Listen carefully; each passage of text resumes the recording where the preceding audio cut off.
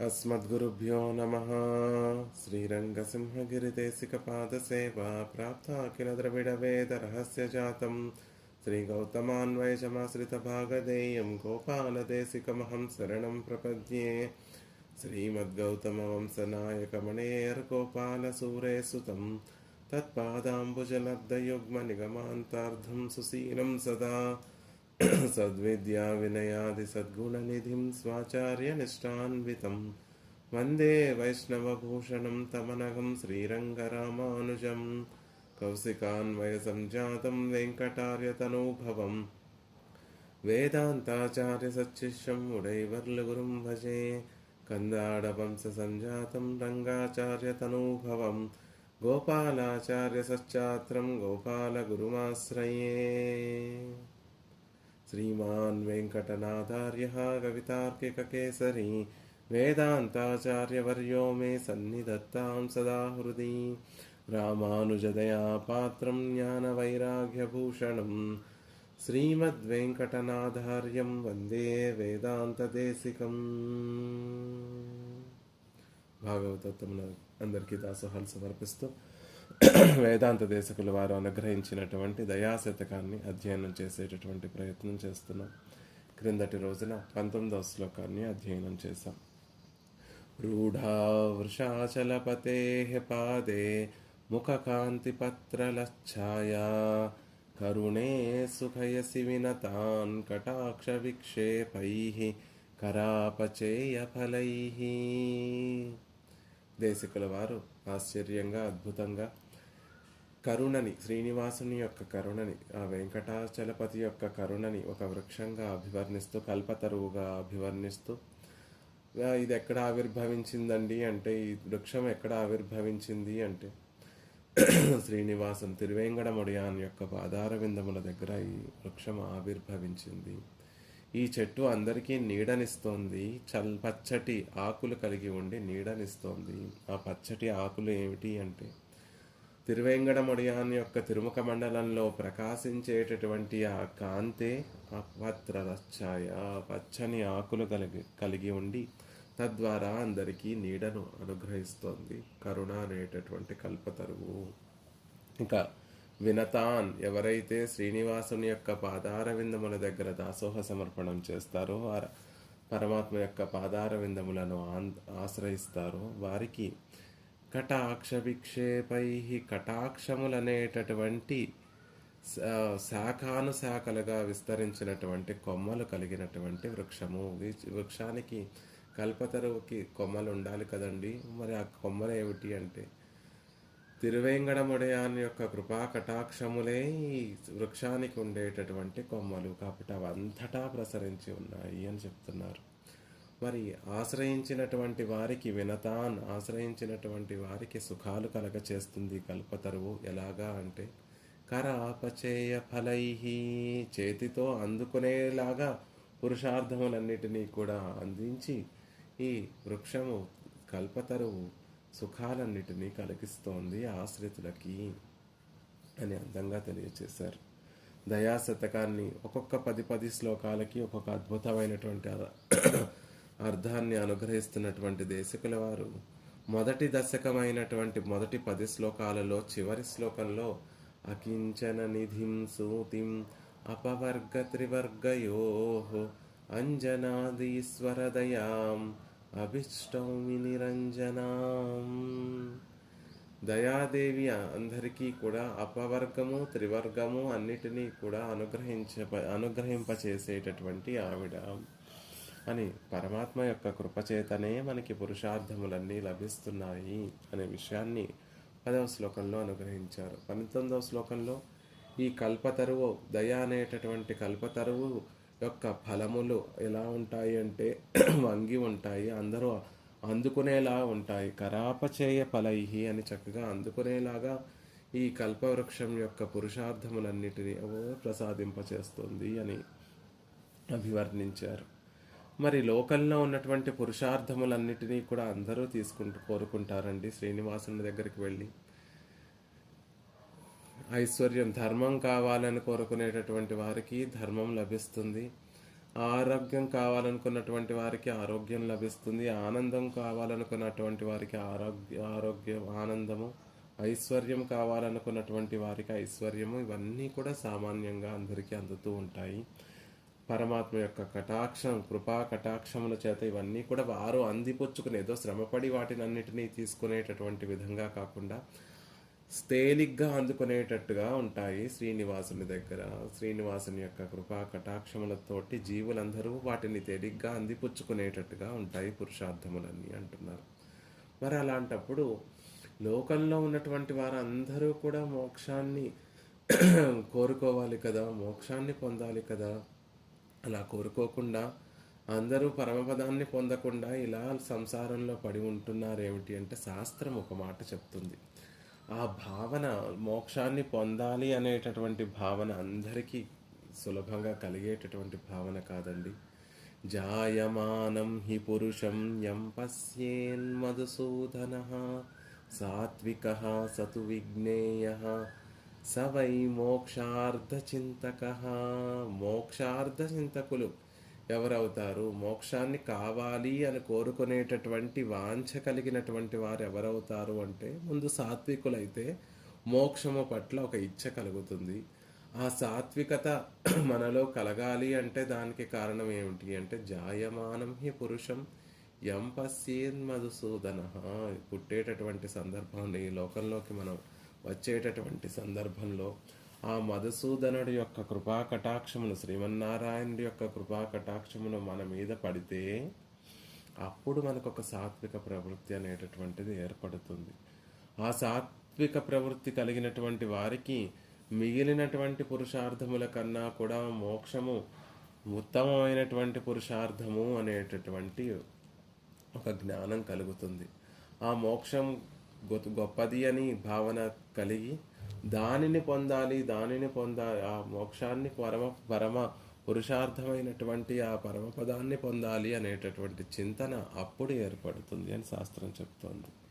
కాబట్టి దయాదేవి చేసేటటువంటి ఉపకారములలో ఇంకొక ఉపకారం ఏమిటి అంటే, మన మీద ఆ కటాక్షాన్ని కురిపింపచేసి ఆ మోక్షాన్ని పొందేటట్టుగా మనని అనుగ్రహిస్తోంది అని తర్వాత శ్లోకంలో అందంగా తెలియచేస్తున్నారు. శ్లోకాన్ని అనుసంధానం చేసి శ్లోకార్థాన్ని యథావకాశంగా సేవించేటటువంటి ప్రయత్నం చేద్దాం. నయనే వృషాచలేందో తారా మైత్రీం దధానయా కరుణే దృష్టస్త్వయైవ జనిమాన్ అపవర్గం అకృష్టపత్యం అనుభవతి. నయనే వృషాచలేందోః తారా మైత్రీం దధానయా కరుణే దృష్టస్త్వయైవ జనిమాన్ అపవర్గం అకృష్టపత్యం అనుభవతి. చాలా ఆశ్చర్యంగా, అద్భుతంగా దేశికుల వారు చెప్తున్నారు. హే కరుణే, ఓ దయాదేవి. ఇందులో కరుణే అని సంభావిస్తున్నారు. హే కరుణే, ఓ దయాదేవి. ఆవిడ ఎలా ఉంటుంది అంటే, వృషాచలేందోః నయనే తారా మైత్రీం దధానయా. ఆవిడ ఎలా ఉంటుంది అంటే, వృషాచలేందోః, వృషగిరి యందు చంద్రుడిలా భాషించేటటువంటి ఆ తిరువేంగడముడయాన్ యొక్క నయనే, ఆయన తిరునేత్రములయందు తారా మైత్రీం,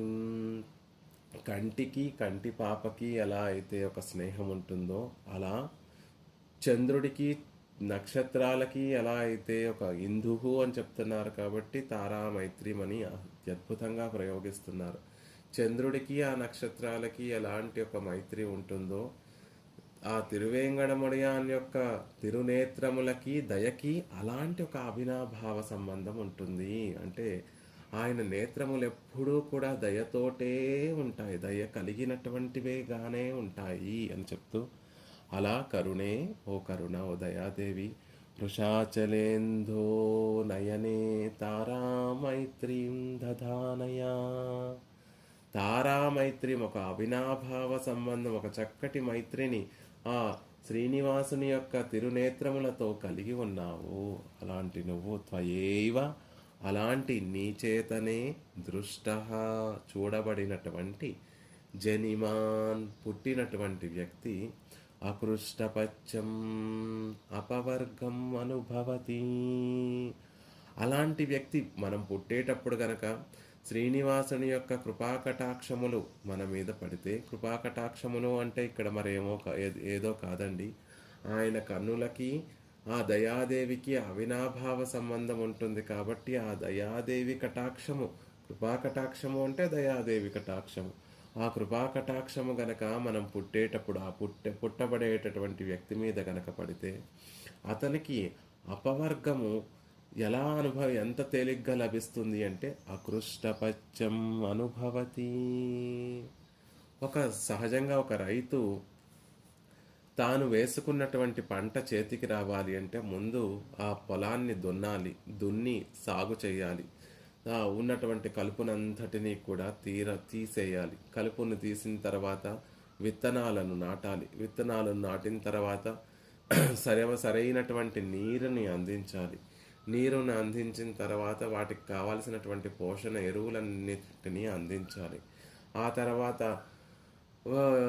ఏ జీవులు, క్రిములు, కీటకములు వచ్చి వాటిని పంటను జంతువులు వచ్చి ఆ పంటను పాడు చేయకుండా ఉండేటట్టుగా రక్షించుకోవాలి. ఇంత శ్రమ పడితే 6 నెలలో 6 మాసములో సంవత్సర కాలమో శ్రమ పడితే అప్పుడు పంట చేతికి అందుతుంది. కానీ ఇక్కడ దయచేత కటాక్షింపబడినటువంటి ఆ వ్యక్తి అపవర్గ మోక్షాన్ని ఎలా ఆనందిస్తాడు అంటే దున్నకుండానే అంటే సాగు చెయ్యకుండానే ఒక రైతుకి ఒక పంట అంతా కూడా చేతికి అందితే ఎంత ఆనందపడతాడో అలా అకృష్టపచ్చం సాగు చేయవలసినటువంటి అవసరం లేకుండానే అపవర్గం అనుభవతి మోక్ష ఫలాన్ని అనుభవిస్తున్నాడు.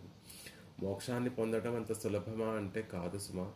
మోక్షాన్ని పొందడానికి అనేక సాధనములు పరమాత్మ భగవద్గీతలో అనుగ్రహించాడు. కర్మయోగాన్ని ఆచరించి మోక్షాన్ని పొందొచ్చు, జ్ఞానయోగాన్ని ఆచరించి మోక్షాన్ని పొందొచ్చు, భక్తి యోగాన్ని ఆచరించి మోక్షాన్ని పొందొచ్చు.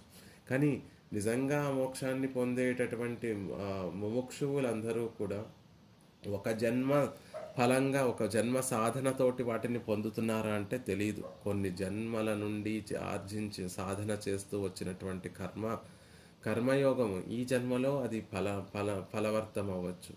కొన్ని జన్మలుగా ఆచరిస్తున్నటువంటి భక్తి యోగం ఈ జన్మలో అది ఫలవర్తం అవ్వచ్చు. కాబట్టి తెలియదండి, ఆ పరమపదాన్ని పొందాలి అంటే అంత సులభము కాదు. మహర్షులు వీరందరూ కూడా ఎప్పుడు ప్రసాదిస్తాడు పరమాత్మ మోక్షాన్ని అని కొన్ని కోట్ల సంవత్సరములు అలా తపస్సు చేసి సాధన చేస్తూ ఉంటారు. కాబట్టి ఆ పరమపదం పొందడం అంటే అంత సులభం కాదు అని అందరికీ తెలిసినటువంటి విషయమే.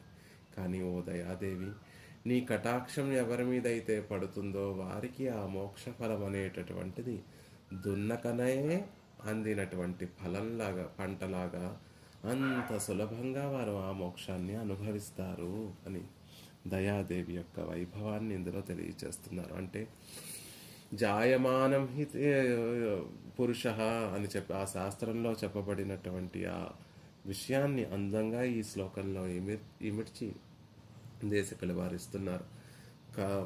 కృపా దయ అనేటటువంటిది ఒక కల్పవృక్షము. అది శ్రీనివాసుని యొక్క పాదార విందముల దగ్గర ఆవిర్భవించింది. ఆ ఆవిర్భవించినటువంటి కల్పతరువు అన్ని పురుషార్థాలను ప్రసాదిస్తూ ఉంటుంది. కానీ అందరూ పరమపదాన్ని కోరుకోవడం లేదు. కొంతమంది మాత్రమే పరమపదాన్ని కోరుకొని దానిని సులభంగా పొందుతున్నారు. దానికి కారణం ఏమిటంటే ఓ దయాదేవి, కొంతమంది వారి ఎవరైతే ఆ పరమపదాన్ని కోరుకుంటున్నారో వారి మీద నీ కటాక్షం ఉంది తల్లి, కోరనటువంటి వారి మీద నీ కటాక్షం లేదు అనే విషయాన్ని అందంగా చెప్తున్నారు. వృషగిరి మీద వేయించేసినటువంటి చంద్రుడిలాగా గొప్పగా విరాజిల్లేటటువంటి ఆ శ్రీనివాసునితోటి నీకు ఒక అద్భుతమైనటువంటి మైత్రి కలిగి ఉన్నావు. ఆ శ్రీనివాసుడు చంద్రుడైతే ఆ చంద్రునితోటి నీకు తారలకి ఎలా అయితే, నక్షత్రములకి ఎలా అయితే చంద్రుడితోటి ఒక మైత్రి ఉంటుందో అలా ఓ దయాదేవి ఆ వృషాద్రి మీద వేయించేసి ఉన్నటువంటి శ్రీనివాసుడు అనేటటువంటి చంద్రుని యొక్క తిరునేత్రములతోటి నీకు ఒక అవినాభావ మైత్రి సంబంధం అలా ఉంది. కాబట్టి ఆయన ఎవరినైతే చూస్తాడో, ఏ జీవుడు ఈ లోకంలోకి పుట్టేటప్పుడు ఆ శ్రీనివాసుడు ఎవరినైతే చూస్తాడో వారి పట్ల నీ కటాక్షం ఉంటుంది. శ్రీనివాసుని కన్నులకి దయకి అవినాభావ సంబంధం ఉంది. కాబట్టి ఎవరినైతే ఆ శ్రీనివాసుడు చూస్తున్నాడో వారికి ఆయన కటాక్షం పరిపూర్ణంగా లభించి వారు ఏమాత్రమూ శ్రమ పడకుండా మోక్ష ఫలాన్ని సులభంగా పొందుతున్నారు. పరమాత్మ కటాక్షం పడితే సత్వగుణం ఆవిర్భవిస్తుంది. సత్వగుణం ఆవిర్భవిస్తే శమము దమము అనేటటువంటి గుణములు మనలో అలవరుతాయి. ఆ గుణములు కలిగినప్పుడు చక్కటి ఆచార్యులను పెరుమాళ్ళు లభింపచేస్తారు. ఆ ఆచార్య కటాక్షం చేత మంత్రార్థాలు అందుతాయి. తద్వారా పరమపదం అనేటటువంటిది ఆ జీవునికి సులభమైపోతుంది అని ఆ క్రమం అంతా కూడా జరగడానికి కారణం ఏమిటి అంటే దయా కటాక్షములు మన మీద పడడమే అనే విషయాన్ని అందంగా చెప్తున్నారు. మొదటి దశకంలో దయ అన్నిటినీ అందిస్తుంది అని చెప్పారు. అందించేటటువంటి వాటిని అన్నిటినీ అందిపుచ్చుకుంటున్నారు జీవులు అని రెండవ దశకంలో చెప్తున్నారు. ఈ రెండవ దశకంలో చివరి శ్లోకంలో ఎవరికైతే ఆ దయాదేవి కటాక్షం పడుతుందో వారికి అపవర్గము ఆ పరమపదం అత్యంత సులభము అని చెప్తున్నారు. ఇందులో ఆ తిరువేంగడముడియాన్ని చంద్రుడితోటి పోలుస్తున్నారు. వృషాచలేందోహో, వృషగిరి మీద వేంచేసి ఉన్నటువంటి ఓ చంద్రమా, ఓ శ్రీనివాస, ఎవరో కాదయ్యా, నువ్వు చంద్రుడివి. చంద్రుడిలాగా ఆహ్లాదాన్ని కలిగించేటటువంటి వాడివి. ఆ శ్రీనివాసుడిని తిరువేంగడముడియాన్ని ఎప్పుడెప్పుడు సేవిస్తామా అని క్యూలో నిలబడి అన్ని గంటలు శ్రమపడి ఒక్క క్షణం కూడా ఆయనని సేవించాం. అరక్షణం సేవిస్తామేమో, కానీ ఆ అరక్షణము ఆయనని సేవిస్తే కలిగేటటువంటి ఆ అలౌకికమైనటువంటి అనుభూతి ఎలా ఉంటుంది అంటే, భగభగమండేటటువంటి ఆ వైశాఖ మాసంలో ఆ ఎండ తాపాన్ని, ఆ అగ్నితాపాన్నంతా అనుభవిస్తున్నటువంటి ఆ జీవుడు వైశాఖ పౌర్ణమి రోజు ఆ చంద్రుణ్ణి చూస్తే ఆ మనసులో కలిగేటటువంటి ఆ అనిర్వచనమైనటువంటి ఒక అనుభూతి ఎలా ఉంటుందో అలాంటి గొప్ప అనుభూతి శ్రీనివాసుని యొక్క తిరుముఖ మండలాన్ని సేవిస్తే జీవులందరికీ కూడా కలిగేటటువంటి అనుభూతి. కాబట్టి చంద్రునిలాగా ఆహ్లాదాన్ని కలిగించేటటువంటి వాడు శ్రీనివాసుడు. ఆయనే చెప్పుకుంటాడు భగవద్గీతలో, నక్షత్రాణం అహం శశి. ఆకాశంలో వెలిగేటటువంటి భాషించేటటువంటి ఆ తత్వాలన్నిటిలో కూడా నేను చంద్రుడి లాంటి వాడిని, నక్షత్రములన్నిటిలో కూడా నేను చంద్రుడి లాంటి వాడిని అని. నక్షత్రములు చంద్రుడు అన్నీ కూడా స్వయంగా ప్రకాశించకుండా సూర్యకాంతిని ప్రతిబింబింప చేస్తూ ఉంటాయి. నక్షత్రములైనా అలాగే ఉంటాయి, చంద్రుడైనా అలాగే ఉంటాడు. కాబట్టి అలా భాషించేటటువంటి వాటన్నిటిలో కూడా నేను చంద్రుణ్ణి అని కృష్ణ పరమాత్మ భగవద్గీతలో అనుగ్రహిస్తాడు, అర్జునుడితోటి అనుగ్రహిస్తాడు. అంతేకాకుండా యచ్చంద్రమసి యత్ అగ్నౌ తత్తేజో విద్ధి మామకం. చంద్రుడిలో ఉండేటటువంటి ఆ తేజస్సు, అగ్నిలో ఉండేటటువంటి ఆ తేజస్సు, చంద్రుడిలో ఉండేటటువంటి మహస్సు అంటే చల్లగా ఉండేటటువంటి ఒక తత్వము, అగ్నిలో ఉండేటటువంటి తేజస్సు, అవన్నీ కూడా వాటికి ఎలా కలుగుతున్నాయి అంటే అవి నావి సుమా, నేనే వాటిలో ఆ తేజస్సుని అనుగ్రహిస్తున్నాను అని పరమాత్మ ఉపనిషత్తుల్లో శాస్త్రాలలో ఉంటాయి. అలా చంద్రుడి కంటే బాగా ప్రకాశించేటటువంటి వాడు, చంద్రుడి కన్నా గొప్ప ఆహ్లాదాన్ని కలిగించేటటువంటి వాడు ఆ శ్రీనివాసుడు.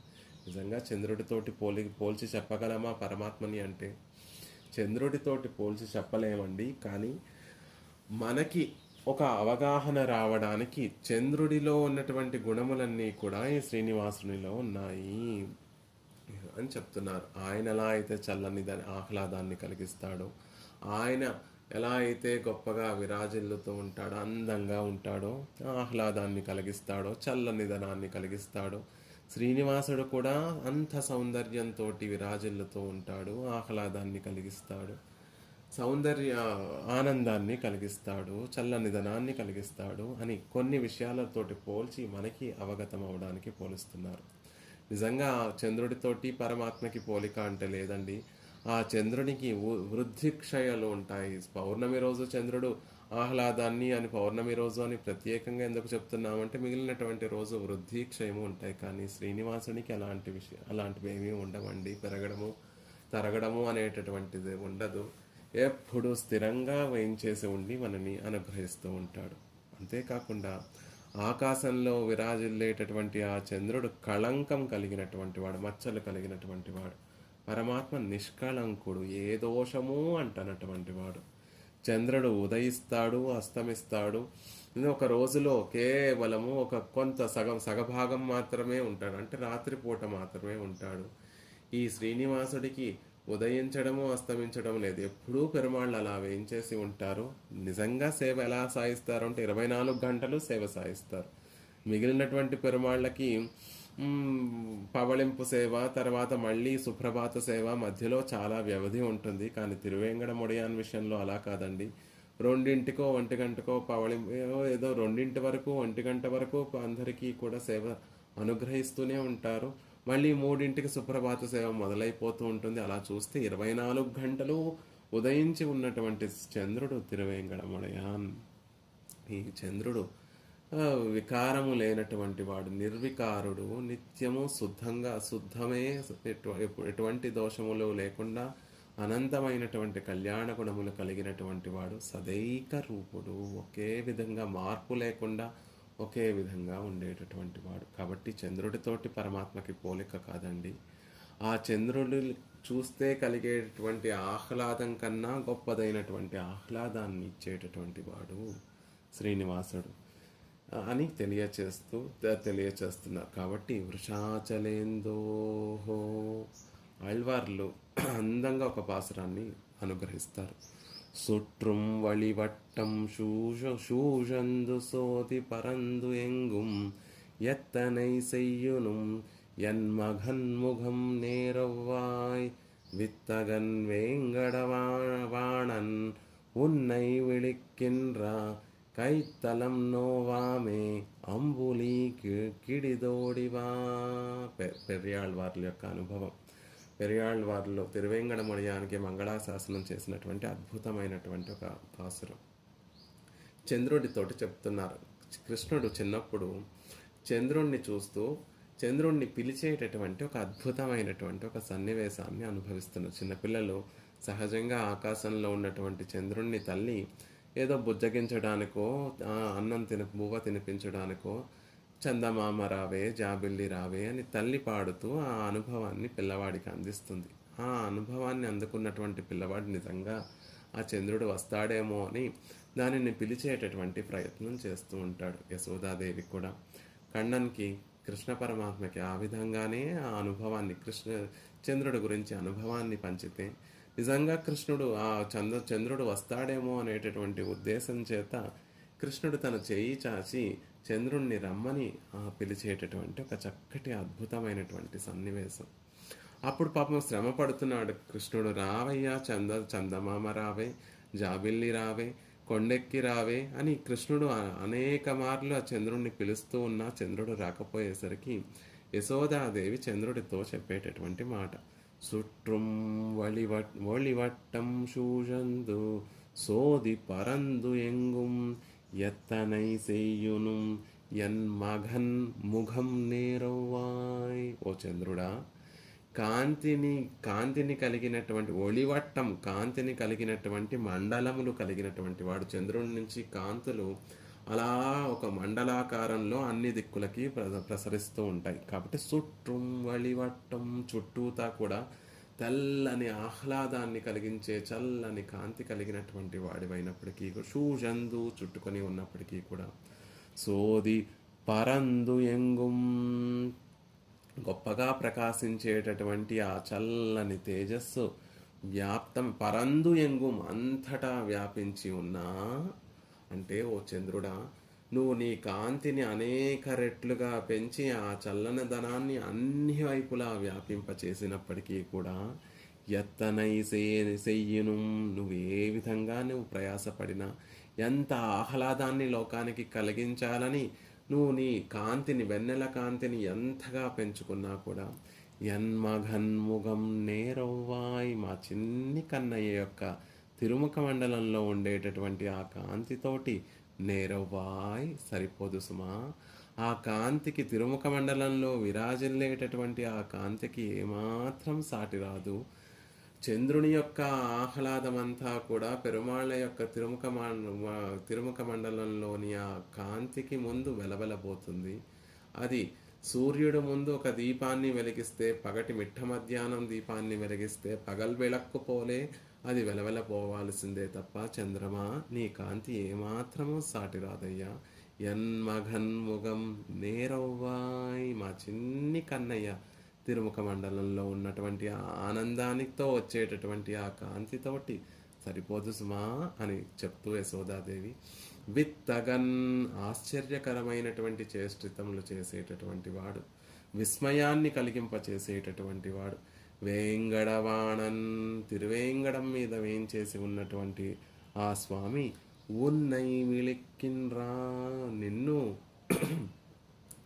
రమ్మని ఆహ్వానిస్తున్నాడు, నిన్ను చేతులు చాచి నిన్ను పిలుస్తున్నాడు.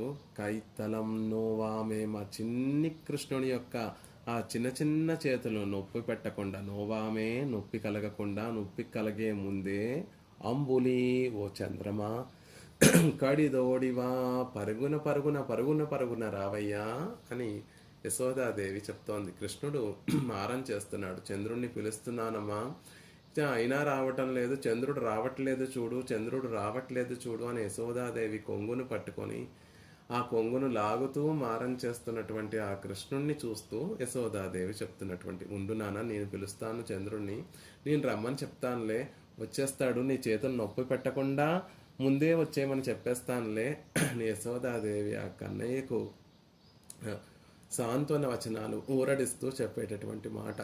సుట్rum ఒళివట్టం శూషందు సోది పరందు ఎంగుం ఎత్తనై సేయుం యన్మఘన్ముగం నేరవాయ్. కృష్ణుడి ముఖం చిన్నబుచ్చుకొని ఉంటే అప్పుడు ఆ కృష్ణుడి ముఖాన్ని మళ్ళీ ఆనందంతో నింపడం కోసం చెప్తోంది. ఓ చంద్రుడా, నువ్వేదో అందంగా ఉన్నావు అనుకుంటున్నావేమో, చూడు మా కన్నయ్య ముఖం చూడు ఎంత అందంగా ఉందో అనగానే వెంటనే మళ్ళీ ఆ కృష్ణుడి యొక్క ముఖంలో అప్పటి వరకు చంద్రుడు రావట్లేదు అని దుఃఖం కలిగి చిన్నబుచ్చుకున్నటువంటి ఆ ముఖం మళ్ళీ నవ్వులతోటి విరాజిల్లుతోంది. అలా అప్పుడు చూడు నవ్వుతున్నాడు చూడు మా కన్నయ్య ముఖంలో నవ్వును చూడు, ఆ నవ్వుతో సాటొస్తుందా నీ అందము? రాదు సుమా.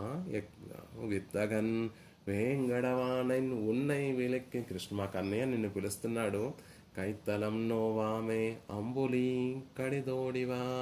చేతులు నొప్పి పట్టకముందే వచ్చేవయ్యా అని యశోదాదేవి కృష్ణుడిని ఊరడించడం కోసం ఆ చంద్రుణ్ణి పిలుస్తూ మా కన్నయ్య చేతులు నొప్పి పెట్టకుండా నోయకుండా వచ్చేయి అని చెప్పేటటువంటి సందర్భంలో ఎత్తనై సేయం యన్మఘన్ముగం నేరవ్వాయ్. నువ్వెంత గొప్పగా ప్రకాశించినా మా కన్నయ్య యొక్క తిరుముఖ మండలంతో సాటి రాదు అని యశోదాదేవి యొక్క పెరియాళ్ వారి యొక్క భావన మంగళాశాసనం. కాబట్టి వృషాచలేందోహో, ఏదో కొన్ని విషయాలతోటి ఆయన మనకి అర్థమవడం కోసం ఆయనతోటి ఉపమానంగా మనం ఆయనతో భావన చేస్తూ అనుభవిస్తున్నామే తప్ప ఆయన కన్నా కూడా అన్నిటిలోనూ ఆ చల్లనిదనంలోనూ ఆహ్లాదాన్ని పంచడంలోనూ ఆ సౌందర్యంలోనూ ఈ శ్రీనివాసుని యొక్క వైభవం గొప్పది అనేటటువంటి విషయాన్ని చెప్తున్నారు. ఇందో నయనేహితారా మైత్రీం దధానయా. ఆ అంత సౌందర్యంతో నిండినటువంటి, అంత ఆహ్లాదంతో నిండినటువంటి ఆ శ్రీనివాసుని యొక్క నయనములతోటి ఒక స్నేహం కలిగినటువంటి దానివి నువ్వు. తారామైత్రీం దధానయా.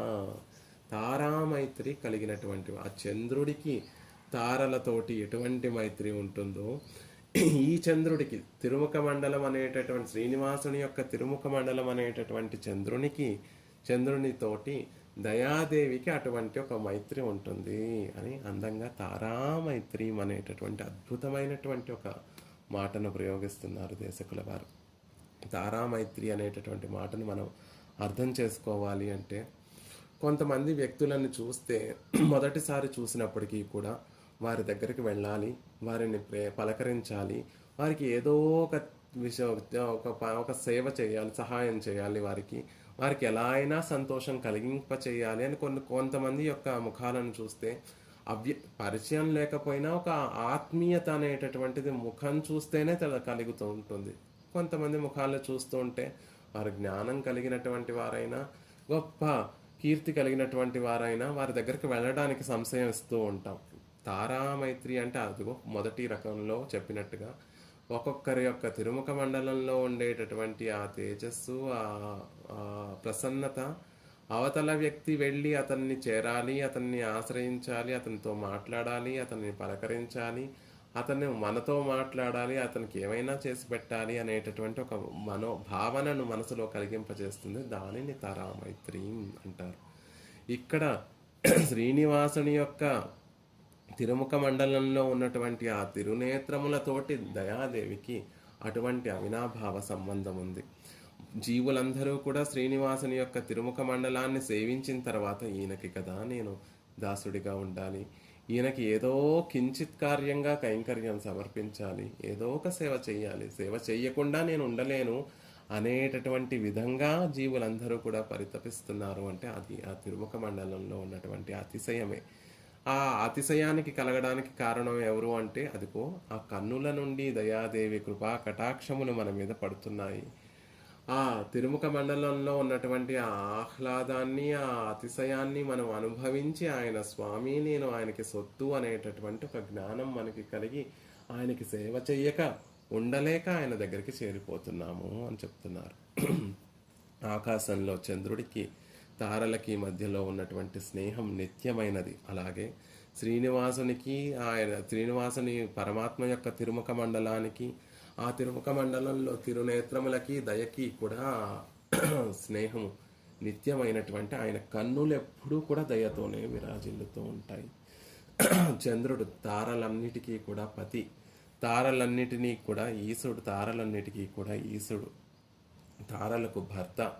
అలా తారాచంద్రుల యొక్క ప్రేమకి ఎలా అయితే ఎల్లలు ఉండవో శ్రీనివాసుని యొక్క కటాక్షం తిరునేత్రములకి దయకి కూడా అలాంటి సంబంధం. ఒక్క క్షణం కూడా దయ లేకుండా ఆయన కన్నులు కనపడవు, కన్నులు ఉండవు అనేటటువంటి విషయాన్ని చెప్తున్నారు. అసలు పరమాత్మ యొక్క నేత్రములు ఎలా ఉంటాయంటే చంద్ర సూర్యౌచ నేత్రే, సూర్యుడిలాగా చంద్రుడిలా ఉండేటటువంటి నేత్రములు. చంద్రకాంతాననం రామం, చంద్రకాంతాననం చంద్రుడి కంటే అందమైనటువంటి తిరుముఖ మండలం కలిగినటువంటి వాడు ఈయన. ఆయన కటాక్షం ఎలా ఉంటుంది అంటే సీతత్తోడరుల్ పెట్టు, రెండు ఒకేసారి చూపించగలిగినటువంటి వాడు, కోపాన్ని ప్రసరింప చేయగలిగినటువంటి వాడు, ఇటు ఆహ్లాదాన్ని కృపను ఒకేసారి ప్రసరింప చేయగలిగినటువంటి వాడు. చంద్ర సూర్యౌచ నేత్రే అంటే ఆయన పట్ల ప్రీతి లేనటువంటి వారు చూడడానికి వీలు లేనంత గొప్పగా భాసిస్తూ ఉండేటటువంటి తిరునేత్రములు. ఆయన పట్ల ప్రేమ కలిగినటువంటి వారికి చంద్రుడిలాగా ఆహ్లాదాన్ని కలిగించేటటువంటి తిరునేత్రములు. హిరణ్యకశిపుడు, ప్రహ్లాదుడు ఇద్దరూ ఒకే క్షణంలో స్వామి నృసింహావతారాన్ని స్వీకరించి వేయించేస్తే ఇద్దరూ ఒకేసారి స్వామిని సేవిస్తున్నారు. హిరణ్యకశిపుడికేమో ఆ తేజస్సుని తట్టుకోలేక చూడలేకుండా హిరణ్యకశిపుడి యొక్క స్థితి ఉంది.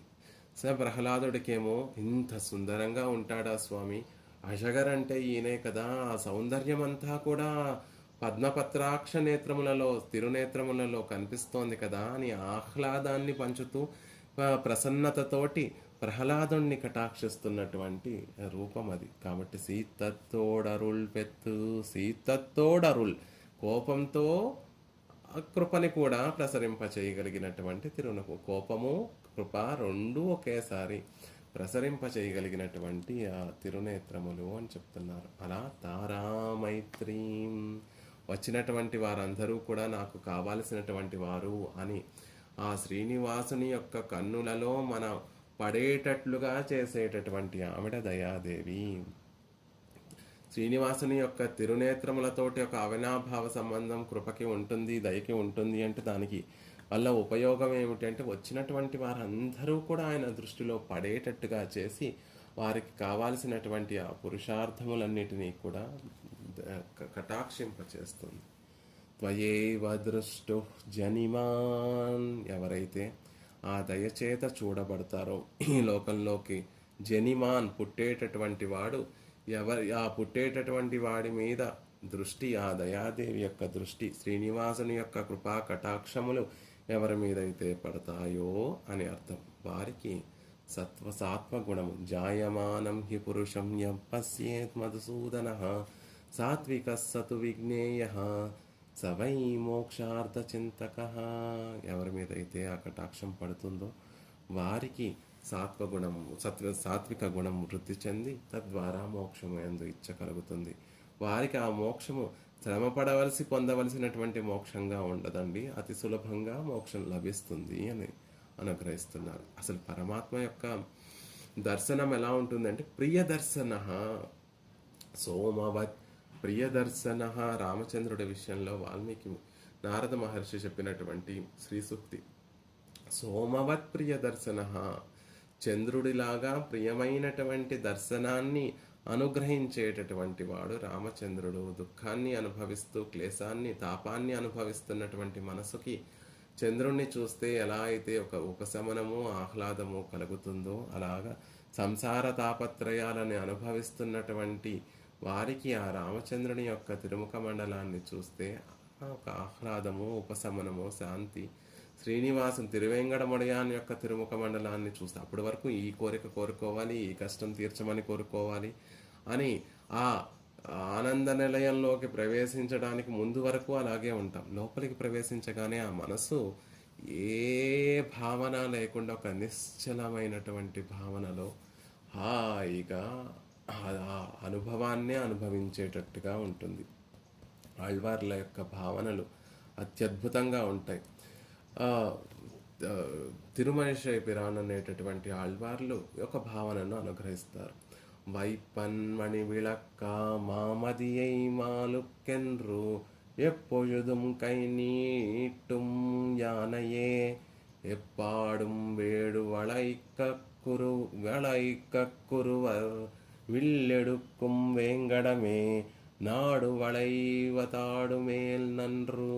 తిరువేంగడంలో జరిగేటటువంటి ఒక అద్భుతమైనటువంటి సన్నివేశాన్ని తెలియచేస్తూ, ఇలాంటి గిరికి తిరువేంగడానికి ప్రదక్షిణం చేసి ఆనంద పారవస్యం చేత అనుభవించాలి. అంటే ఆ ప్రదక్షిణం చేయడం వల్ల, సేవించడం వల్ల, తిరువేంగడాన్ని సేవించడం వల్ల కలిగినటువంటి ఆనందంతో పరవశించిపోయి నాట్యం చేయాలని ఉంది అని ఆళ్వార్లు ఆ తిరువేంగడానికి తిరువేంగడముడియానికి మంగళాశాసనం చేసినటువంటి పాసురం. వైపన్మణి విళక్క మామదియై మాలుక్కు ఎన్రు ఎప్పొழுதுం కై నీట్టుం యానయే. అసలు తిరువేంగడం మీద ఉండేటటువంటి జీవరాశులన్నీ కూడా విలక్షణంగా ఉంటాయండి. ఆ తిరువేంగడం అనేటటువంటి ఆ పర్వతం మీద వేయించేసి ఉన్నటువంటి ఒక ఏనుగు, లోకంలో అన్ని ఏనుగులు గజేంద్ర ఆళ్వాన్లా ఉంటాయా అంటే తిరువేంగడం మీద ఉండేటటువంటి ప్రతి జీవి కూడా గజేంద్ర ఆళ్వాన్లాగే ఉంటాయి అని అందంగా తెలియచేస్తున్నారు. అంటే కైంకర్యం సమర్పించాలి అనేటటువంటి భావనతో ఉంటాయి.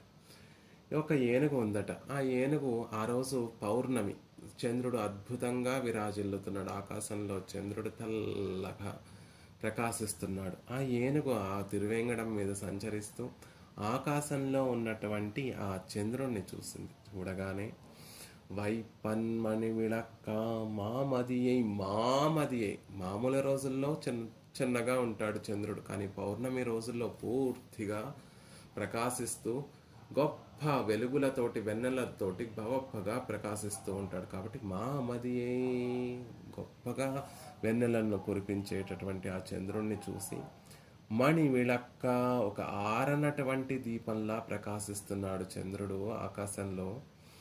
ఈ ఆరనటువంటి మంగళ దీపాన్ని మాలుక్కు ఎన్రు, వ్యామోహమే దివ్యమంగళ విగ్రహంగా కలిగినటువంటి వాడు శ్రీనివాసుడు. మాలుక్కు వ్యామోహం కలిగినటువంటి వాడు. ఈ వ్యామోహానికి ఒక రూపాన్ని కడితే పరమాత్మ శ్రీనివాసుడు, ఆయనకి ఇస్తే బాగుంటుంది, ఈ దీపాన్ని సమర్పిస్తే బాగుంటుంది. మణివిళక్కు ఇది ఆరనటువంటి దీపము. రోజు మనం వెలిగించేటటువంటి విళక్కములు రోజు మార్చవలసి వస్తుంది, కానీ చంద్రుడు అలా కాదు. అది ఈ పౌర్ణమి రోజు చంద్రుడు మణివిళక్కు ఆరనటువంటి దీపంగా, మంగళకర దీపంగా ఆయనకి సమర్పించి మంగళాశాసనం చేస్తే బావుణ్ణు అని భావన చేసి ఎప్పొజుదుం కై నీట్టుం యానయే. పాప చంద్రుణ్ణి పట్టుకుందామని ఆ ఏనుగు తన తొండాన్ని చాచిందట. కానీ అందుతుందా? అందదు. కానీ ఆ భావనలోనే ఉండిపోయి చంద్రుణ్ణి పట్టుకోవాలి అని ఆ తొండాన్ని ఎత్తి అలాగే నిశ్చేష్టితంగా ఎప్పొజుదుం కై నీట్టుం యానయే అలా ఉండిపోయిందట. పరమాత్మకి ఈ చంద్రుణ్ణి మంగళదీపంగా నేను సమర్పించాలి అని ఆశపడి దానిని పట్టుకుందాము అని ప్రయత్నిస్తూ అలా తొండాన్ని ఎత్తి ఉన్నటువంటి ఏనుగు మైమరిచిపోయి శ్రీనివాసుని ధ్యానిస్తూ అలా ఉండిపోయింది ఆ ఏనుగు. ఇంతలో ఏమైంది అంటే ఆ ఏనుగుని ఎప్పటి నుండో పట్టుకోవాలి అని కొంతమంది వేటగాళ్ళు ప్రయత్నిస్తున్నారు. కానీ ఆ ఏనుగు దొరకడం లేదు. ఎప్పుడు సంచరిస్తూ ఉంటుంది, దొరకడం లేదు. కానీ ఈరోజు అలా ధ్యాన నిమగ్నమైనటువంటి ఏనుగును చూడగా ఇదే మంచి సమయం. ఏనుగు కదలట్లేదు, మెదలట్లేదు, ఉలకట్లేదు, పలకట్లేదు. అలా చంద్రుణ్ణి చూస్తూ ఉండిపోయింది. ఎప్పాడుం వేడు వళైక్కురువర్ విల్లెడుక్కుం వెంగడమే. పట్టుకొని దాని దంతాలను పెకిలించి వ్యాపారం చేసుకొని పొట్టను నింపుకుందాము అని కొంతమంది వేటగాళ్ళు ఆ ఏనుగును బంధించాలని ప్రయత్నిస్తూ ఉంటే అక్కడే తిరుమలలో ఉండేటటువంటి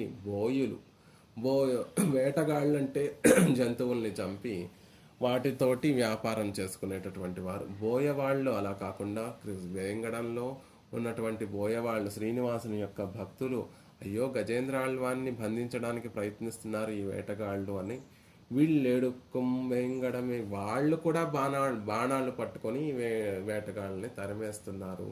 ఇలాంటి అద్భుతమైనటువంటి సంఘటనలన్నీ కూడా జరిగేటటువంటి వేంగడం. ఆ వేంగడం మీద ఇలాంటి అద్భుతమైనటువంటి సంఘటనలన్నీ కూడా జరుగుతూ ఉంటాయి. నాడు వళైతాడు మేల్ నన్రు. అలాంటి ఆ తిరువేంగడాన్ని ఆశ్రయించి ఉజ్జీవిద్దాము.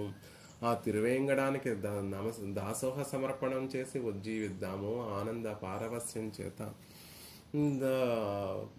మనసును నింపేసుకుందాము అనుకుంటున్నారు. కాబట్టి త్వయేవ దృష్ట జనిమాన్, ఎవరి మీదైతే ఆ శ్రీనివాసుని యొక్క కటాక్షం పడుతుందో వారికి పెరుమాళ్ళ కైంకర్యం పట్ల ఒక అభినవేశం ఉంటుందండి. ఆ శ్రీనివాసుని యొక్క కటాక్షము ఆ తిరువేంగడం మీద ఉన్నటువంటి ఆ జీవరాశుల మీద అన్నిటి మీద పడింది. అందుకే ఆ ఏనుగు కూడా పరమాత్మకి కైంకర్యం చేయాలని సిద్ధపడుతోంది. ఆ ఏనుగును బంధిస్తూ ఉంటే అక్కడ ఉన్నటువంటి జ్ఞానం లేనటువంటి బోయవాళ్ళు కూడా ఈ ఏనుగు భగవంతుని యొక్క భక్తుడే, అతన్ని కాపాడాలి, రక్షించాలి అని అక్కడ ఉన్నటువంటి బోయవాళ్ళు కూడా సిద్ధపడిపోతున్నారు. ఒక భాగవత కైంకర్యం చేయడానికి సిద్ధపడిపోతున్నారు. ఇలా జరిగింది అంటే దానికి కారణం వారు పుట్టేటటువంటి సందర్భంలో శ్రీనివాస నీ కటాక్షములు పడ్డాయ్యా, ఓ దయాదేవి నీ కటాక్షములు త్వయేవ దృష్ట జనిమాన్, నీ కటాక్షములు ఆ ఏనుగు మీద బోయవాళ్ల మీద పడ్డాయి. అందుకే వారికి ఒక సాత్విక గుణం అనేటటువంటిది కలిగింది. తద్వారా మోక్షము యందు ఇచ్చ కలిగింది అనే విషయాన్ని తెలియజేస్తున్నారు.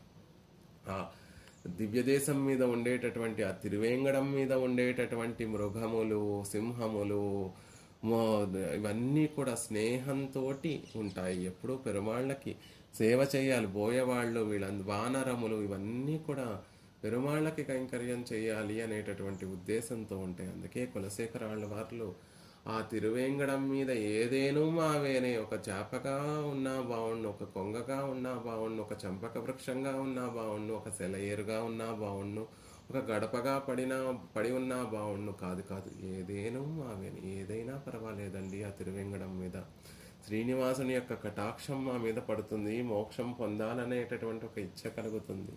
తద్వారా ఆయన సాయుధ్యం లభిస్తుంది అనేటటువంటి భావనతోటి ఏదేనూ మావేనే, ఏదైనా పర్వాలేదు, తిరువేంగడం మీద నిత్య నివాసం చేయాలి అని కోరుకున్నారు. కాబట్టి ఓ దయాదేవి త్వయైవ దృష్ట జనిమాన్, నీ దృష్టి పడి పుట్టినటువంటి వాడు మోక్షము యందు ఇచ్చ కలిగినటువంటి వాడవుతున్నాడు. అలాంటి వానికి అకృష్టపత్యం అపవర్గమనుభవతి. అలాంటి ఆ ధన్యజీవుడికి మోక్షం ఎలా కలుగుతుంది అంటే కష్టపడవలసినటువంటి అవసరం లేదు. కష్టపడి సాధించుకోవలసినటువంటి అవసరం లేదు. అకృష్టపచ్చం, దున్నకుండానే చేతికి ఆ పంట అందితే ఎలా పంట దున్నకుండా, సాగు చేయకుండా, నీటిని ఉంచకుండా ఎలా వస్తుందండి పంట అంటే చెప్తూ ఉంటారు. కొన్ని పంటలు వాన నీటితోటి తడిసి పండేటటువంటి పంటలు ఉంటాయి. వాటిని దైవ మాతృకలు అంటారు. వాటికి రైతు ఏం చేయవలసి, పెద్దగా శ్రమ పడవలసినటువంటి అవసరం లేదు. కొన్ని విత్తనాలను చల్లుతాడు, కాలానికి అనుగుణంగా వర్షం వస్తుంది. వర్షపు నీటితోటి ఆ పంట పొలాలన్నీ కూడా నిండుతాయి. తద్వారా చక్కగా పైరు వృద్ధి చెందుతుంది. సహజంగా ఆ భూమికి పోషణ ఉంటుంది. సహజంగా పంట అంతా బాగా వస్తుంది. రైతుకి ఫలం అందుతుంది. ఇంకొన్ని దేశాలు, కొన్ని పొలాలు ఉంటాయి, అక్కడ వర్షాలు పడవండి. వర్షం పడనప్పుడు అక్కడ ఉన్నటువంటి రాజులందరూ ఏం చేస్తారు అంటే ఆనకట్లు కట్టి, డ్యాములు కట్టి నీరునంతటినీ కూడా కాలువలుగా ఏర్పరిచి కాలువల ద్వారా నీటిని వదులుతూ ఉంటారు.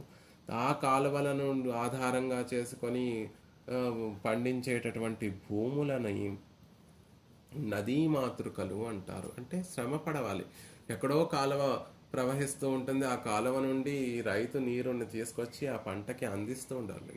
అలా శ్రమపడి ఆ నీటిని పెట్టుకొని సారం లేకుండా, నీరు సరిగ్గా అందకుండా ఉండేటటువంటి భూముల నుండి పంటను తీయాలి అంటే చాలా శ్రమ పడవలసి వస్తుంది. అలా శ్రమ పడుతూ పంటను పొందేటటువంటి విధానము ఉంటుంది. కానీ ఏది ఆనందకరంగా ఉంటుంది అంటే ఈ ఈ వానలతోటి తడిసి అందేటటువంటి పంటలు కలిగినటువంటి రైతు సుఖాన్ని అనుభవిస్తాడు. అతను దైవమాతృకలుగా ఉన్నటువంటి పొలాలు కలిగినటువంటి రైతు ఆనందాన్ని అనుభవిస్తూ ఉంటాడు.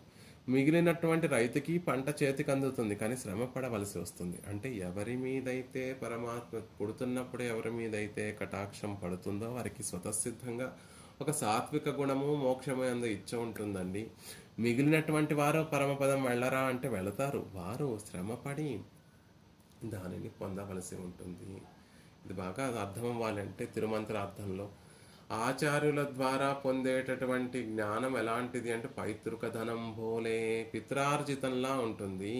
మన పూర్వీకులందరూ కూడా ధనాన్ని ఆర్జించి అది తర్వాత తరాల వారు సుఖాన్ని అనుభవించడం కోసం వారు కష్టపడి ఆర్జించినటువంటి ధనాన్నంతటిని మనం పొందితే ఎంత హాయిగా ఉంటుంది. ఏ శ్రమ పడవలసినటువంటి అవసరం లేకుండా ఆ ధనాన్ని మనం కేవలం అనుభవిస్తూ ఉంటాం. అదే మనమే శాస్త్రాధ్యయనం చేసి తద్వారా ఆ జ్ఞానాన్ని పొందాలి అంటే ఎంత శ్రమ అంటే మనమే డబ్బు సంపాదించుకున్నట్టుగా. జీవితంలో సగం కాలం అంతా కూడా 30% ఏదో రిటైర్ అయిన తర్వాత సుఖాన్ని అనుభవిద్దాము, అప్పటి వరకు కష్టపడదాము అని కూడబెట్టుకున్నంత డబ్బు కూడా నిజంగా రిటైర్ అయిన తర్వాత అనుభవిస్తామా శ్రమపడి పొందేటటువంటి ధనము. అనుభవిస్తాము అనుభవించము అనేటటువంటిది తర్వాత పెట్టినా, అనుభవించినా కూడా శ్రమపడి పొందినటువంటి ధనం. అలా కొంతమంది ఏమో తమ సాధనతోటి పరమాత్మని చేరేటటువంటి వారు లేకపోలేరు. కర్మయోగము, భక్తి యోగము, జ్ఞానయోగము, ఆ తర్వాత ఉండేటటువంటి ప్రపత్తి చేసి ఆచార్య అభిమానాన్ని పొంది తమ శ్రమతోటి ఆ మోక్షము యందు మనసు ఉంచి మోక్షాన్ని పొందుతున్నటువంటి వారు ఉన్నారు. కానీ కొంతమంది ధన్యజీవులమ్మ తల్లి దయాదేవి, ఎవరి మీదైతే నీ కటాక్షం పడుతుందో ఆ శ్రీనివాసుని యొక్క కృపా కటాక్షములు ఎవరు పొడుతూ ఉంటే వారి మీద పడతాయో వారికి అకృష్టపచ్చం అపవర్గమనుభవతి. అకృష్టపచ్చం అపవర్గమనుభవతి. అది కూడా ఎలాంటిదంటే స్వేన రూపేణ అభినిష్పద్యతే, భగవంతుని తోటి సమానమైనటువంటి రూపము కలుగుతుంది. అక్కడికి పరమపదం చేరి ఆయన సాయుధ్యము, సాన్నిధ్యం, ఆయన దగ్గరికి చేరుతాము. ఆయన ఎలాంటి గుణములు వస్తాయి, ఆయన అనుభవించేటటువంటి అనుభవాన్ని మనకి కూడా అందిస్తాడు. అలాంటి గొప్ప అనుభవం కలుగుతుంది. అపహత పాప్మా విచరో వివృత్య ఇత్యాది అష్టగుణ ఆవిర్భావం అంతా కలుగుతుంది. బ్రహ్మానందాన్ని అనుభవింపచేస్తాడు పరమాత్మ. ఇదంతా కూడా ఎలా కలుగుతుంది? ఇంత గొప్పదైనటువంటి ఆ ఫలము దానికి తగినటువంటి కృషి చేయాలి కదా అంటే అవసరం లేదండి. ఎవరి మీదైతే ఆ దయాదేవి యొక్క కటాక్షం పడుతుందో వారికి అమోఘమైనటువంటి ఫలము, ఎంతో శ్రమపడి సాధించుకోవలసినటువంటి ఆ ఫలము కరతలామలకం అవుతుంది, చేతిలో ఉసిరికాయలా అద్భుతంగా అందుతుంది అంటున్నారు. ఎంత విచిత్రము! ఇంత గొప్ప ఫలము ఏ శ్రమ లేకుండా అందుతుందా అంటే అందుతుంది. అదే కదా మరి పరమాత్మ యొక్క కృపా కటాక్ష వైభవం అదే కదా. మనం కష్టపడవలసినటువంటి అవసరం లేకుండానే హాయిగా ఇది అందుతుంది. ఆళ్వార్లు కూడా చెప్తారు, నోత్తనోంబిలేన్ నున్నరవు ఉరి అరియలేన్, నోత్తనోంబిలేన్. ఏమన్నా నోమును నోచానా స్వామి? నీ కటాక్షాన్ని పొందడానికి నేనేమన్నా ఒక నోమును నోచానా, తపస్సు చేశానా, లేకపోతే ఏమన్నా ఈ కర్మయోగము జ్ఞానయోగము ఆచరించానా అంటే ఇవేమీ చేయలేదయ్యా. నోత్తనోంబిలేన్ నున్నరవు, మంచి జ్ఞానాన్ని కలిగినటువంటి వాడినా అంటే లేదు, అది కూడా నేను చేయలేదు. నీ అవ్యాజమైనటువంటి కృపా కటాక్షములు నా మీద ప్రసరింపచేసి నన్ను తరింపచేశావు. కాబట్టి నేనేదో కొత్తగా ఇవాళ ఉపాయాన్ని అవలంబించి నీ కటాక్షం నీ సాయుధ్యాన్ని పొందవలసినటువంటి అవసరం లేదు, అది నీ కృపామూలకంగానే నాకు లభిస్తుంది అని ఆళ్వార్లు కూడా అందంగా అనుభవిస్తారు. నా ధర్మనిష్టోస్మి నాత్మవేది న భక్తిమాన్ త్వచ్చరణారవిందే, అకించనోనన్యగతి శరణ్య త్వత్పాదమూలం శరణం ప్రపద్యే. నీ పాదారవిందముల దగ్గర శరణాగతుడినవుతున్నాను. నా ధర్మనిష్టోస్మి, ధర్మము పట్ల నిష్ట కలిగినటువంటి వాడిని కాదు. ఆత్మవేది, ఆత్మజ్ఞానము కలిగినటువంటి వాడిని కాదు. నా భక్తిమాన్, భక్తి యోగము నీ చరణారవిందముల పట్ల భక్తి కలిగినటువంటి వాడిని కాదు. అకించనుణ్ణి, అనన్య గతికుణ్ణి. కాబట్టి ఓ స్వామి, నీ పాదారవిందములే నాకు రక్షకము అని అని కృపయే నాకు రక్షకము అని ఆళ్వార్లు ప్రార్థించినటువంటి విధంగా, ఆళ్వందారులు ప్రార్థించినటువంటి విధంగా ఇక్కడ కూడా మనమేమన్నా శ్రమపడాలా, అపవర్గాన్ని పొందాలి అంటే అవసరం లేదండి. హాయిగా త్వయైవ దృష్టైవ, ఆవిడ దృష్టి కృపాకటాక్షములు ఎవరి మీద అయితే పడతాయో వారికి అపవర్గం అనుభవతి, అకృష్టపత్యం అపవర్గం అనుభవతి. శ్రమ పడవలసినటువంటి అవసరం లేకుండానే పరమపదం అనేటటువంటిది లభిస్తుంది. ఈ మనం చేసేటటువంటి పాపములన్నీ, త్రికరణములతోటి చేసేటటువంటి పాపములన్నీ కూడా పరమాత్మ క్షమించి తనని ఆశ్రయించినటువంటి వారిని మోక్షాన్ని ప్రసాదిస్తాడు. అలా జరుగుతుందా అండి? అలా మోక్షాన్ని ప్రసాదించగలిగినటువంటి వాడవుతాడా పరమాత్మ అంటే? ఎందుకు అవడు? ఆయన భక్తులకే ఆ సామర్థ్యం ఉంటే ఆయనకు ఆ సామర్థ్యం ఉండదా? భగవద్ రామానుజుల వారు తనని ఆశ్రయించినటువంటి శిష్యులలో కొంతమంది ఎలాంటి వారు అంటే మూగవారు ఉన్నారు, అంధులు ఉన్నారు. అలాంటి వారికి కూడా మోక్షాన్ని లభింపచేసినటువంటి వారు కదా ఉడైవర్లు. వారు మన తరపున పరమాత్మని సేవించి మనని క్షమించమని పెరుమాళ్ళని ప్రార్థించినటువంటి వారు కదా. నిత్యము రామానుజుల వారిని మనం సేవిస్తే ఎప్పుడూ కూడా అంజని ముద్రతో వేయించేసి ఉంటారు. దానికి కారణం ఏమిటి అంటే రామానుజ సంబంధం కలిగినటువంటి వారి యొక్క దోషములన్నిటినీ కూడా పెరుమాళ్ళని మన్నించమని వారు ప్రార్థిస్తూ ఉంటారు. శరణాగతి చేయవలసినటువంటి శరణాగతి గద్యము, ఆ గద్యత్రయాన్ని విన్నపించవలసినటువంటి అవసరం రామానుజుల వారికి లేకపోయినా మనందరినీ కూడా దృష్టిలో ఉంచుకొని ఆ గద్యత్రయ విన్నపాన్ని పెరుమాళ్ళ దగ్గర విన్నపించి తద్వారా పెరుమాళ్ళ ద్వారా ఉభయ విభూతి నాయకత్వాన్ని పొంది ఉడయవర్లుగా పేరు పొంది అందరికీ మోక్షాన్ని అనుగ్రహించేటటువంటి వారు రామానుజుల వారు. మూగవారికి, అంధులకి ఎవరైతే ఈ సాధనములు అవలంబించడానికి నోటితోటి ఏమని చెప్తారు, నువ్వే నాకు రక్షకుడివి అని నోరు తెరిచి చెప్పినా చాలు, ఆ నోరు తెరిచి చెప్పడానికి మాట లేరా అన్నటువంటి మరి ఆ మూగవారేమైపోవాలి? కళ్ళు పాదారవిందములని సేవించి పాదారవిందములని ఆశ్రయించడానికి వీలు లేనటువంటి అంధులేమైపోవాలంటే అలాంటి వారిని కూడా మోక్షాన్ని ప్రసాదింపచేసినటువంటి వారు జగదాచార్యులు ఉడైవర్లు కదా. అలాంటి మహనీయులకే ఆ వైభవం ఉంటే పరమాత్మ యొక్క కృపకి ఆ వైభవం ఉండదా? కాబట్టి పరమాత్మ యొక్క కృప మనందరికీ ఆ మోక్షానుభవాన్ని అతి సులభంగా ప్రసాదింపచేస్తుంది. ఆ కృపాకటాక్షం ఎవరి మీదైతే పడుతుందో వారికి సాత్విక గుణం కలుగుతుంది. తద్వారా ఆచార్య ఆశ్రయణం అనేటటువంటి ఒక మహోపురుష గొప్ప లాభం కలుగుతుంది. తర్వాత ఆచార్యుల ద్వారా పరమపదం అనేటటువంటిది లభిస్తుంది అని చెప్తారు ఆళ్వార్లు కూడా. వண்ணం అరుళ్ కొళ్ అణిమేఘవಣ್ణ మామా మా మాయమమ్మానే எண்ணம் புகந்து தித்திக்கும் அமுதே இமையோரதிபதியே தென்னலருவி மணி பொன்முத்தலைக்கும் திருவேங்கடத்தானே அண்ணலே உன்னடி சேர் అడియేర్ ఆవావెన్నాయే. అల్వార్లు తిరువేంగడమడియానికి శరణాగతి చేసేటటువంటి ఆ దశకంలోనే వర్ణం కాంతి చేత మరుల్కొల్ మోహింపజేసేటటువంటి అణిమేఘవಣ್ణ మేఘం వంటి కాంతి కలిగినటువంటి వాడు. మేఘాన్ని చూస్తే మనసు ఆకర్షితమవుతుంది ఆ మేఘం పట్ల. మేఘాన్ని చూస్తే ఏదో ఒక తెలియనటువంటి ఆనందము, ఆ మేఘం ఎంత బాగుంది మేఘము అని అలా చూస్తూ ఉండిపోవాలనిపిస్తుంది. తిరువేంగడమొడియాన్లో వేయించేసి ఉన్నటువంటి తిరువేంగడంలో వేయించేసి ఉన్నటువంటి తిరువేంగడమొడియాన్ యొక్క తిరుముఖ మండలం కూడా అంతే విధంగా కాంతి చేత మోహింపచేసేటటువంటి అణిమేఘవಣ್ణ మేఘం వంటి కాంతి కలిగినటువంటి వాడా అని మాయం ఆశ్చర్య చేష్టితములు చేసేటటువంటి వాడా. యమ్మానే నా స్వామి అయినటువంటి వాడా. ఎಣ್ಣం మనసులో పుగుందు చేరి తిత్తిక్కుం తీయగా ఉన్నటువంటి వాడా. అముదే అమృతమా పొన్ ముత్తులైక్కుం తిరువేంగడత్తానే బంగారము ముత్యములు తీరమును అక్కడ సెలయేళ్ళు, తిరువేంగడం మీద అనేక సెలయేళ్ళు ఉంటాయండి. ఆ సెలయేళ్లలో జలము ప్రవహిస్తూ ఉంటుంది. ఎక్కడో పర్వతాల మీద ఉండేటటువంటి బంగారాన్ని ముత్యాలని మోసుకొస్తాయి ఆ సెలయేళ్ళు.